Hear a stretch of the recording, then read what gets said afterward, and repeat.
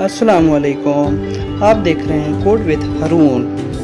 अगर आप मेरे चैनल पे नए हैं तो प्लीज़ लाइक करें और सब्सक्राइब के बटन पर क्लिक करें और साथ ही साथ बेल आइकन पर क्लिक करें ताकि मेरी हर नई आने वाली वीडियो सबसे पहले आपको मिले। आज का लेक्चर हमारा स्विच पे है, कंडीशनल स्टेटमेंट में स्विच।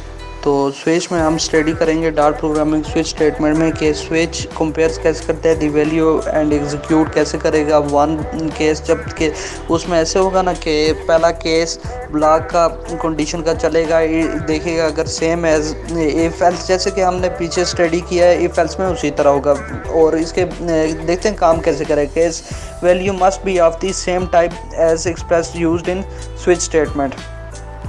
स्विच में जो होगा वही केस में यूज़ करना है और case value must be constant और लेटर।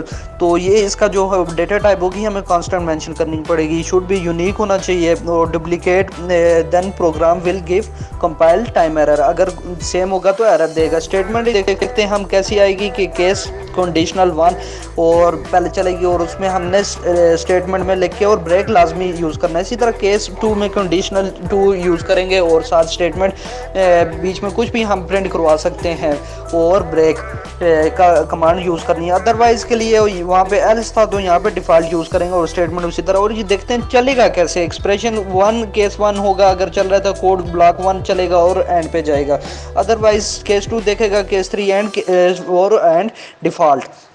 तो चलें अब देखते हैं डार्ट प्रोग्रामिंग में VS में जाके कि कैसे ये काम करता है। तो चलें शुरू करते हैं। हम फंक्शन लिखते हैं, फंक्शन कॉल किया, मेन लिखा और ब्रैकेट राउंड ब्रैकेट यूज़ करके साथ करली ब्रैकेट और कांस्टेंट डेटा टाइप हमने यूज़ करनी है। जैसे कि पीछे मैंने बताया था आपको कांस्टेंट डेटा टाइप यूज़ करनी है। और हम चलो मार्क्स ले लेते हैं, कांस्टेंट मार्क्स लेते हैं जी। इन्वर्टेड कॉमास में नहीं लिखना आगे क्योंकि ये कांस्टेंट है, और अगर इन्वर्टेड कॉमास में लिखेंगे तो फिर वो स्ट्रिंग शो होगा। अभी इंटीजर हमने लेने हैं मार्क्स, इसलिए हमने जो है इन्वर्टेड कॉमास नहीं यूज़ किया और 80 हमने लिख दिया और सेमीकोलन और साथ ही स्विच की कमांड जैसे मैंने बताया था कि स्विच में जो लिखेंगे वही केस वन में लिखना है आपने। तो स्विच में मार्क्स वन लिखा हमने और 80 और नीचे अब केस वन। इसके साथ ही हमने करली ब्रैकेट लाजमी यूज़ करने हैं। अपनी बॉडी करली ब्रैकेट को वैसे कहा जाता है कि बॉडी ऑफ जो है हमने स्विच की यूज़ करनी है हमेशा। जैसे केस वन लिखा और इसके बाद सेमी कॉलन नहीं कॉलन यूज़ होगा। यहाँ पे कॉलन के बाद आपने प्रिंट करवा लेना है। इसमें केस वन नहीं यहाँ पे लिखना, यहाँ पे वो लिखेंगे जो ऊपर मार्क्स होंगे या कोई भी जो यूज़र लिखेगा तो प्रिंट करवाएंगे। अगर केस जो है 80 यहाँ पे आएगा और जो है ये शो कर देगा। क्या शो करेगा? प्रिंट हम क्या करवाएंगे, अगर ये 80 वो कोई यूज़र प्रिंट करता है तो एंटर करता है तो एक्सीलेंट और प्रिंट करवा देंगे अली, एक्सीलेंट अली आएगा। और केस टू में भी इसी तरह हम लिखेंगे। अब केस ये 1 नहीं था, यहाँ पे 80 आता था, केस 80 मिस्टेकनली लिखा गया था क्योंकि मैंने पहले आपको बता दिया था कि स्विच में वही लिखा जाता है और जहाँ केस और स्विच सेम होते हैं। स्विच में मार्क्स आप लिखेंगे तो जो नेम वेरिएबल नेम था तो आगे जो आइडेंटिटी दी थी हमने मीनिंगफुल बनाने के लिए मार्क्स जो शो किए थे वो केस में डाल जाते हैं। और इसी तरह प्रिंट की कमांड और साथ ही ब्रेक मस्ट यूज़ करना है। और इसके बाद हम केस पहला 80 हम लिख दिया तो 80 में अगर एक्सीलेंट प्रिंट करवा रहा है तो केस 70 में अगर आ जाए, मतलब कि एटलीस्ट 70 मार्क्स हैं उसके, तो ये जो है प्रिंट करवाएगा वेरी गुड। और केस इसी तरह जो है साथ इसमें अब एरर आपको शो हो रहा है। क्यों शो हो रहा है? इसलिए क्योंकि हमने ब्रेक नहीं यूज़ किया। तो अभी सबसे पहले हम एरर ख़त्म करते हैं और ब्रेक को यूज़ करते हैं। ब्रेक को जैसे ही हमने यूज़ किया आप देखेंगे और सेमीकोलन इसके आगे यूज़ किया और ये एरर ख़त्म हो गया। इसी तरह केस 60 हम यूज़ करते हैं। केस 60 में हम ब्रेक लिखते हैं, नहीं सॉरी प्रिंट लिखवाते हैं और प्रिंट में क्या करवाते हैं कि गुड। जब केस 60 एंटर हो तो आगे क्या है, हमें आउटपुट शो हो गुड।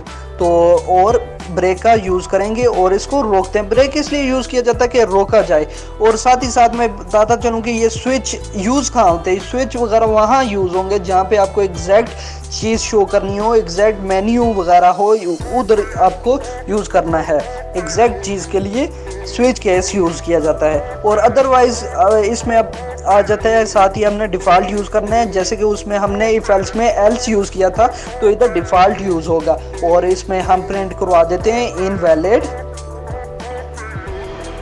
एंड आपने देखा होगा ये सारा कांस्टेंट हमने यूज़ किया था। क्यों कांस्टेंट डेटा टाइप यूज़ की थी? इसलिए क्योंकि यहाँ पे कांस्टेंट यूज़ होगी स्विच केस में, क्योंकि इसमें मीनिंगफुल बनाना होता है मार्क्स के लिए।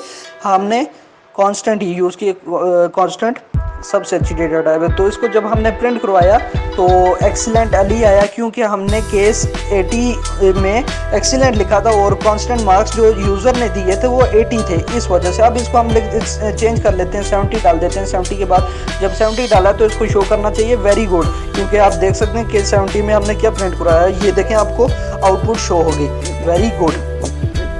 इसी तरह हम देखें तो अब चेंज करते हैं, फॉर एग्जांपल चेंज कर 90 रख देते हैं। 90 यहाँ पे आपको कोई भी शो नहीं हो रहा मेन्यू, तो इसको अभी डिफ़ॉल्ट केस चलाना चाहिए जो हमने प्रिंट करवाया इनवैलिड।